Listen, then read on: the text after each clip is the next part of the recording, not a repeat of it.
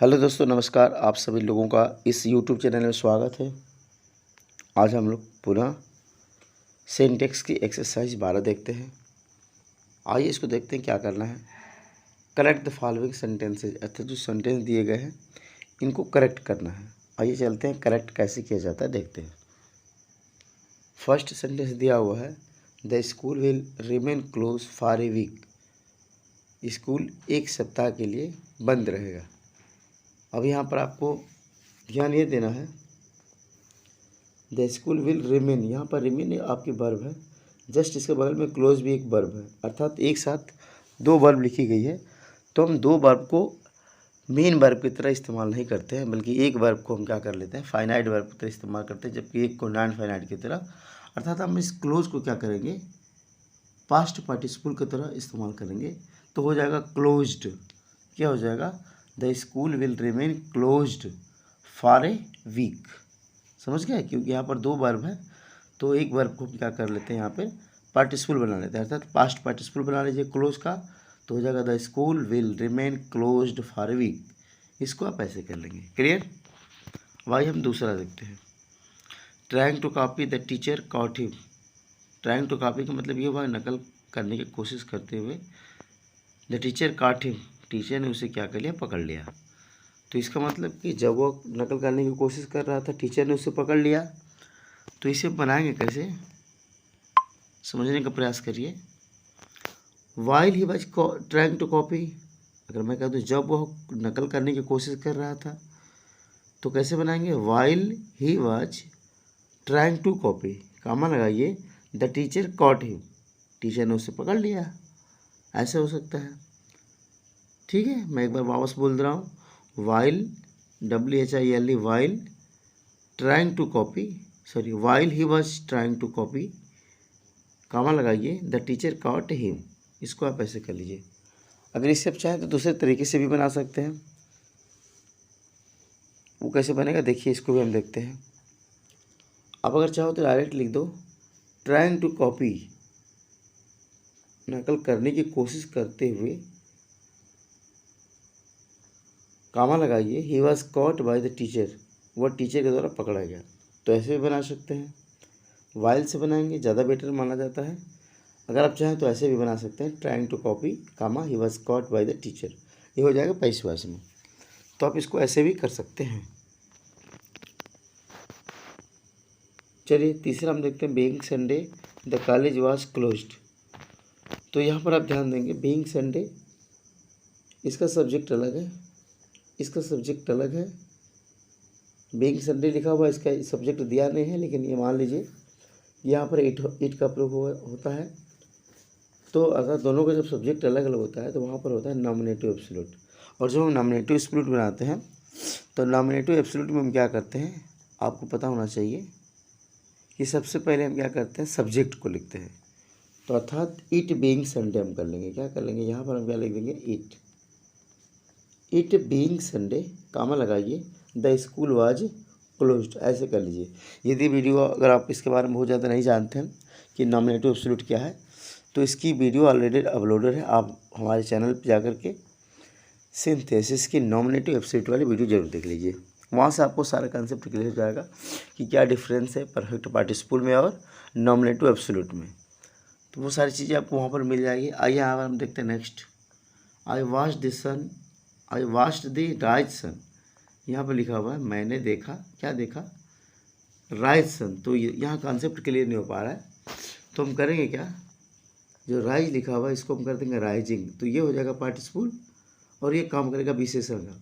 तो I watched the rising sun, अब इसे कर लीजिए, I watched the rising sun. इसका अर्थ यह होगा कि मैंने उगते हुए सूरज को देखा।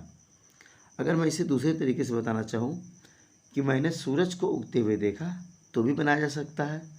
तो उसको जब हम बनाएंगे तो कैसे बनेगा, आई वॉच्ड द सन, फिर आप राइजिंग को सबसे लास्ट बनाएंगे। क्लियर। तो आप चाहें तो राइजिंग को पहले भी लिख सकते हैं, राइजिंग को बाद में भी लिख सकते हैं। पार्टिसिपल का रूल्स है, आप दोनों तरीके से बना सकते हैं। तो I watched the rising sun कर लीजिए, इजी है। या फिर आप चाहें तो ऐसे भी कर सकते हैं, I watched the sun rising, यहाँ पर राइज नहीं रहेगा। चलिए हम देखते हैं पाँचवा करा, आई सा ए बर्ड वुंडेड, मैंने एक चिड़िया को देखा घायल। तो इसका मतलब चिड़िया क्या थी, घायल थी। तो यहाँ पर आप देख सकते हैं जो वुंडेड लगा हुआ है ये पार्टिसिपल है, वो भी पास्ट पार्टिसिपल है। तो पास्ट पार्टिसिपल का प्रयोग एक विशेषण के रूप में होता है। तो हम क्या करेंगे, ये वुंडेड चिड़िया के लाया हुआ है तो हम लिख देंगे आई सा ए वुंडेड बर्ड, मैंने एक घायल चिड़िया को देखा। तो इसको आप ऐसे कर लेंगे। चलिए हम देखते हैं नेक्स्ट। स्विमिंग ही वाज ड्रोन्ड, तैरते हुए और क्या हुआ, डूब गया। इसका मतलब जब वो तैर रहा था और डूब गया। तो बनाएंगे तो क्या हो जाएगा, while he was swimming, while he was swimming comma लगाइए, ही ड्रोन्ड, इसको ऐसे कर लीजिए। क्लियर। चलिए हम नेक्स्ट देखते हैं। Mister Sharma is an officer retired. अब यहाँ पर क्या बताया जा रहा है कि जो मिस्टर शर्मा है ऑफिसर है, लेकिन वो कैसे अफसर है, रिटायर्ड अफसर है। तो यहाँ आप देख सकते हैं कि विशेषण जो बताता है उसको पहले लिख देते हैं। तो ऑफिसर के पहले क्या लिख देंगे, an retired officer. Mister Sharma is an retired officer, इसको आप ऐसे कर लेंगे। ये भी आपका पास्ट पार्टिसिपल की तरह वर्क कर रहा है। तो यहाँ आप इसको ऑफिसर के पहले लगा दीजिए। आइए हम देखते हैं नेक्स्ट 8वां। Being fine weather he went out, अच्छा मौसम होने के कारण वो बाहर गया। तो यहाँ पर भी देखेंगे कि दो अलग अलग सब्जेक्ट है, एक वेदर है, एक ही है, तो दोनों अलग अलग हैं। तो इसका मतलब जब दोनों अलग अलग होता है तो हम नॉमिनेटिव एब्सोल्यूट का प्रयोग करके बनाते हैं। तो हम लिखेंगे सबसे पहले वेदर के लिए सब्जेक्ट इट लिखेंगे। क्या लिखेंगे, इट। तो इट बीइंग फाइन वेदर हो जाएगा, क्योंकि आप यहाँ देख सकते हैं आपका बीइंग के बाद क्या लिखा हुआ है, फाइन वेदर। तो अर्थात सबसे पहले इसके लिए हम करता क्या लिखेंगे, इट, फिर हम लिखेंगे बीइंग फाइन वेदर, काम लगाए ही वेंट आउट।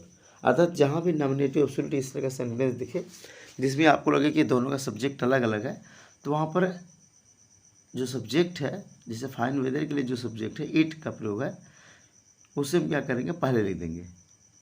समझ गए, इट वाज फाइन वेदर, इसका मतलब ये हुआ कि मौसम अच्छा था, वह बाहर चला गया।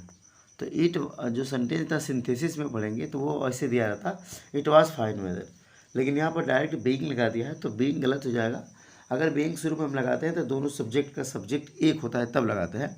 यहाँ सब्जेक्ट अलग अलग है, एक का इट है और दूसरे का ही है, तो फिर यहाँ पर हम क्या करेंगे, इट का प्रयोग करेंगे। It being fine weather he went out, इसको आप ऐसे कर लेंगे। क्लियर। आइए हम देखते हैं 9वां। The sun setting the stars appeared, अर्थात सूर्य छिप रहा था और जो तारे हैं वो क्या हो गए, एपियर्ड हो गए, मतलब आ गए, प्रतीत होने लगे। तो यहाँ एपियर्ड हुआ, प्रतीत हुए, इसका मतलब यहाँ भी जो बनेगा सेंटेंस, तो जो कार्य पहले होगा उसको हम क्या करते थे, परफेक्ट में बनाते थे, अर्थात हैविंग और प्लस वर्ब की third form V3 perfect participle अगर आप पढ़े होंगे। लेकिन यहाँ पर दोनों का सब्जेक्ट अलग है, तो ठीक यहाँ भी बनेगा नॉमिनेटिव एब्सोल्यूट। तो नॉमिनेटिव एब्सोल्यूट में क्या करते हैं, सबसे पहले हम कर्ता लिखते हैं। तो द सन लिख दीजिए, इसके बाद लिख दीजिए हैविंग और वर्ब का थर्ड फॉर्म, अर्थात द सन हैविंग और सेटिंग का सेट कर दीजिए, द सन हैविंग सेट, फिर काम लगा। ऐसा क्यों बताया जा रहा है, क्योंकि ये काम पहले हो चुका है, सूर्य के सेट होने का अर्थात सूर्य अस्त हो चुका है और फिर तारे बाहर निकले हैं। तो निश्चित रूप से जो कार्य पहले होता है उसको हम हैविंग और वर्ब की थर्ड फॉर्म से बना लेते हैं। तो द सन हैविंग V3 क्या हो जाएगा, set, the sun having set, comma लगाइए द स्टार्स, इसको आप ऐसे कर लीजिए। अब आइए हम देखते हैं 10वां। Having the sunset all went out, यहाँ भी देखिए दो अलग अलग सब्जेक्ट है, यहाँ भी बनेगा नॉमिनेटिव एब्सोल्यूट से। तो सबसे पहले आप कर्ता लिख दीजिए द सन, इसके बाद देखिए having set, the sun having set, comma लगाइए आल वेंट होम, इसको ऐसे कर लीजिए। तो ये इजी थी एक्सरसाइज। आपने देखा कि अगर आप इसका पूरा कॉन्सेप्ट क्लियर नहीं कर पा रहे हैं तो आप नॉमिनेटिव एब्सोल्यूट और परफेक्ट पार्टिसिपल की वीडियो जरूर देख लें आप लोग, वहाँ से सारे कॉन्सेप्ट क्लियर हो जाएंगे। तो दोस्तों आशा करते हैं ये वीडियो आपको समझ में आई होगी। अगर कोई दिक्कत है तो कमेंट बॉक्स में ज़रूर लिखेंगे, और इस तरह के सेंटेंस 9वां 10वां जो सेंटेंस दिया गया है 8वां इस तरह के सेंटेंस आपको बहुत इजीली मिल जाएंगे पार्ट स्कूल में। वहाँ से आप जा करके इसके बारे में भी क्लास लगा लेंगे तो और कॉन्सेप्ट क्लियर हो जाएगा। चलिए मिलेंगे अगले वीडियो में। Thank you. जय हिंद, जय भारत।